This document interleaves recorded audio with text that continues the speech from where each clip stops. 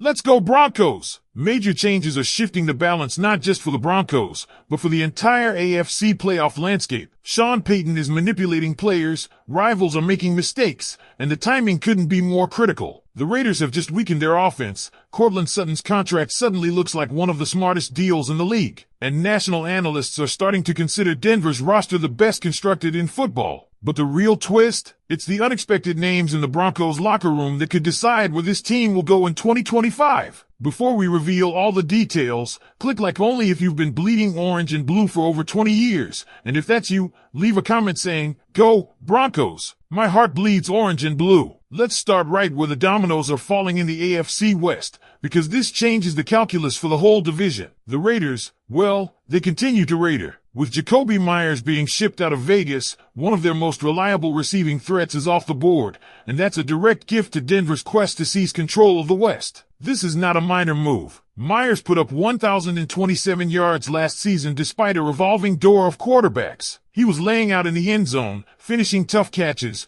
producing no matter who was under center, Aiden O'Connell, Gardner Minshew, you name it, and he was a genuine matchup problem late in the year when the advanced numbers had him surging with the league's best down the stretch. Pull that piece out of the Raiders' triangle on offense, the classic formula Payton talks about, impact wideout, plus tight end, plus running back, and their margin for error just shrank. If they were going to scare you in a shootout with Brock Bowers arriving and Ashton Gentry adding juice to the backfield, that fear just cooled. Add in the noise around their defensive core and the head-scratching handling of what should be cornerstone talent, and the picture is exactly what we've seen for years, dysfunction that spills into Sundays. In practical terms, that means Denver's path to sweeping the Raiders looks clearer than it did a week ago, and that matters for tiebreakers, momentum, and the tone of the entire first half of the season. Now, pivot to a story that hits even closer to home. Courtland Sutton's renegotiated contract looks smarter by the day. Terry McLaurin just secured a 3-year, $96 million blockbuster, roughly $33 million per year. And that new line in the market only makes Sutton's number in Denver look more and more like a team-friendly anchor deal for a true WR1. Remember that preseason quarter when Sutton cooked a quality Saints defense for 84 yards in just 15 minutes of work? That's not just a flash. It's the reminder of what a healthy, rhythm-fed Sutton is in this offense. When you watch him isolate and win,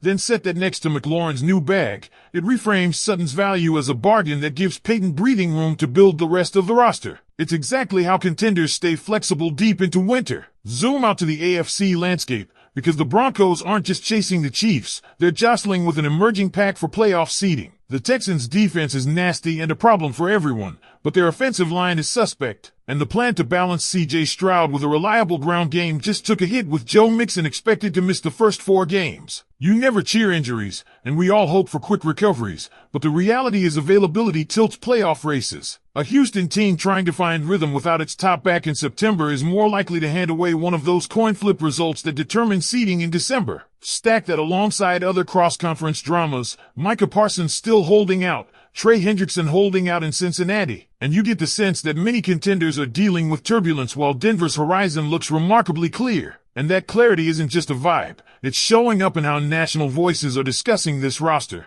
Dan Orlovsky is out here saying the Broncos have the best defense in football, top tier, full stop, and even calling Denver's offensive line the best in the league. That's a double shot of validation in the exact 2 places serious playoff teams need to be elite, trenches and stops. Look, Broncos fans have earned the right to be cautiously optimistic after the last few years, but there's no jinx here. This is a roster built with intent, coaching continuity, and an identity that travels. When people outside Colorado start banging the drum, it's because the tape and the metrics are finally pointing in the same direction as the optimism inside Dove Valley. Want proof the foundation is sturdier than it's been in a long time? Look at talent acquisition and development. Denver didn't just shop well in free agency, they drafted and played kids who moved the needle. For members of last year's class made meaningful contributions, including postseason snaps. That's not a theoretical pipeline, that's production. Chris Abrams-Drain, who jumped a route on Justin Herbert and then locked down receivers throughout the preseason, has already pushed himself into the conversation as a trusted corner ahead of veterans like Levi Wallace. Troy Franklin feels primed for a pop-off season in this system, a smooth fit with timing,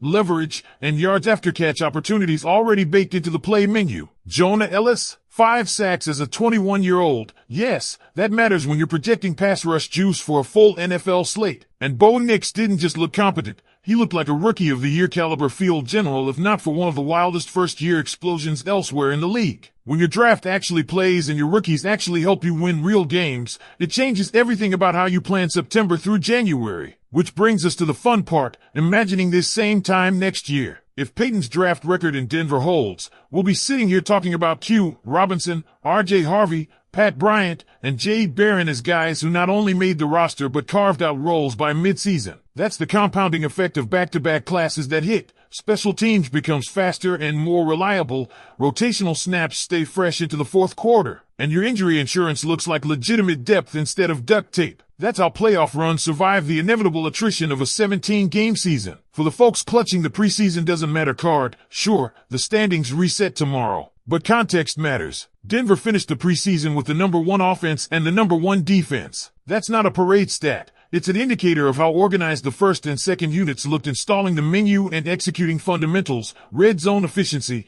protection rules, route discipline, tackling angles, all the unsexy stuff that gets you out of stadiums with wins when the weather turns. Sean Payton is building momentum deliberately, and it showed. Now, the tough part of the calendar, the cut down to 53, always punches the fan base in the gut. We fall in love with 90-plus names, and then the reality of the math hits. The first 5 cuts came through, and the one that really raised eyebrows for me was Clay Webb. Denver had made a notable commitment there, biggest guaranteed chunk among the UDFAs, which usually signals a strong inside track to the roster, yet the numbers and the tape room can be unforgiving. The other early move with ripple potential is the release of the blazing athletic outlier Haken Davis. That's a name you hope circles back to the practice squad, because traits like that don't come around often and Payton has shown he can stash and develop speed for later in the year. These are the margins where smart teams squeeze value while everyone else is chasing headlines. The climate around the final roster decisions is tense because Sean Payton has made it clear he values accountability and production over contracts or pedigree,